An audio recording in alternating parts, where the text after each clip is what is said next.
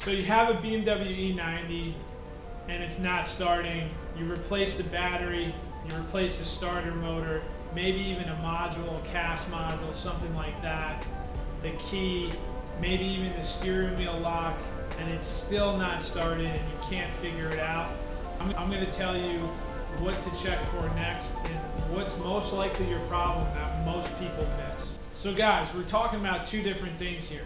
The positive battery cable and the ground cable. Many times we've had cars towed in, or even people in the shop sometimes replace the battery, the starter, the car's not starting, they're chasing all around, and it turns out it's one of these two things.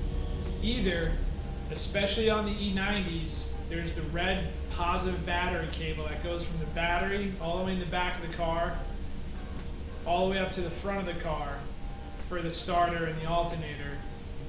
That cable, where it exits, where the battery sits, like the battery tray, you can call it, but where it comes out of the body and goes to the exterior of the car, there's little black covers on the battery cables. And those tend to crack, allow moisture to get in over time, and it corrodes the crap out of the cable.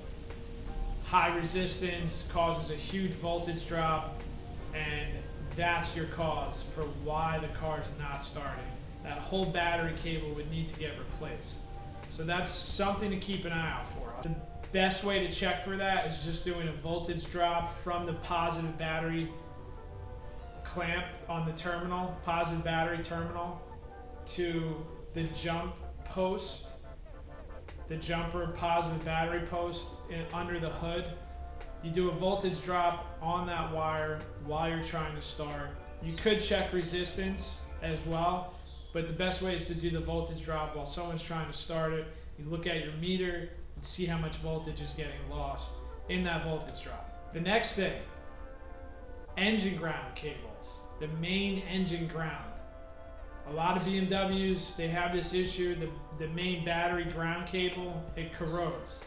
It gets all green, it starts to fray apart, and with the engine vibrations and the movement in the engine, it starts to eventually either break or just heavily fray with the corrosion, and that again causes huge resistance. Pretty much opens the circuit, and you pretty much don't have a ground for the starter to start the engine. You could have other issues with it, but the number one thing is just a no start.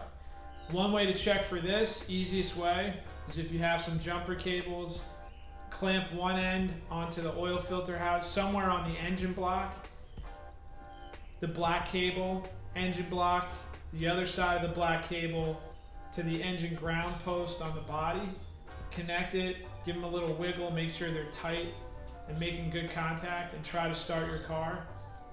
If it starts, you know that engine ground cable is completely shot. Another thing to check for is just same thing as the positive battery cable. Do a voltage drop, check resistance. That'll tell you if that cable is completely shot.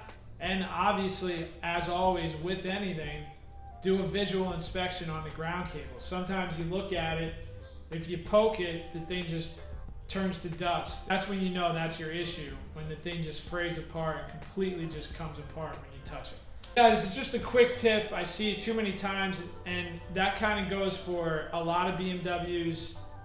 Before you replace the starter motor, do these checks. It'll save you a bunch of time, save the customer money, and if it's your own car, it'll save you time and money. Just do those checks and you'll be looking good. All right, guys, that was just a quick tip. Let me know what you think in the comments. Don't forget to subscribe. I'll catch you in the next one.